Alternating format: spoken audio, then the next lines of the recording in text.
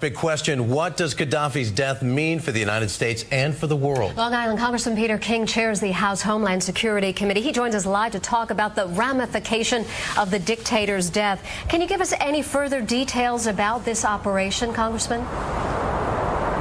It's not been officially confirmed, but all the sources I have in the intelligence community tell me Qadhafi is dead, that he was fired on by rebels, he was badly wounded, he was captured, and then died on the way to the hospital. So that's what I've been told. I believe it to be true, and I think this is it's a fitting end for such a mass murderer as Qadhafi. It's also a real opportunity and a challenge for the United States.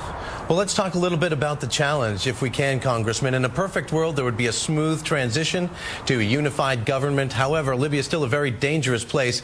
And what about the threat for tribal violence in the wake of this? Yeah, again, in a perfect world, we'd have a smooth transition. Libya is far from the perfect world. My concern is there are elements within the revolutionary movement which have strong links to al-Qaeda. They're Islamist sympathizers, and we have to do all we can, using whatever pressure and leverage we have to make sure that the revolution is not hijacked. Obviously, we also have to worry about breakdowns among the tribes, but to me, the more real concern I have is about al-Qaeda and radicals within the movement. I believe they're a minority, but I don't want them to hijack the movement. If we can stabilize Libya and have a stable government in Libya, and you combine that with Iraq and Libya, that would do so much to defeat the cause of al-Qaeda in the Middle East. It would be good for Israel, good for Jordan, good for all our allies. Congressman, would you say this is validation of the U.S.'s limited intervention policy in Libya?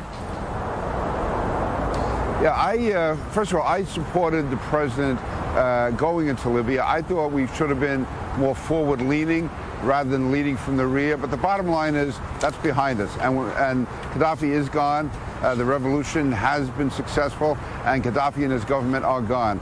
So I think the United States played a key role, and we should utilize that now to do all we can to put pressure on so that, again, the radical elements don't take over. Also, we have to make sure that all those weapons of mass destruction, the surface-to-air missiles, are secured and destroyed.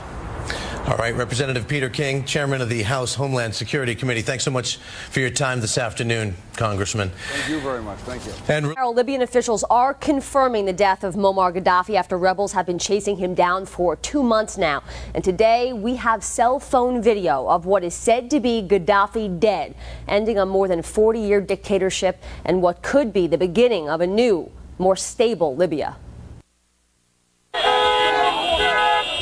Libyans celebrating in the streets today in Tripoli after hearing reports their longtime dictator Muammar Gaddafi is dead. The former Libyan leader was reportedly found in a hole during a raid in his hometown of Sirte. And although his death has not been confirmed by U.S. officials, Long Islander and House Homeland Security Chair Peter King says the information is solid. I've spoken to a number of people involved in the intelligence community, and they are very certain that Gaddafi has been killed.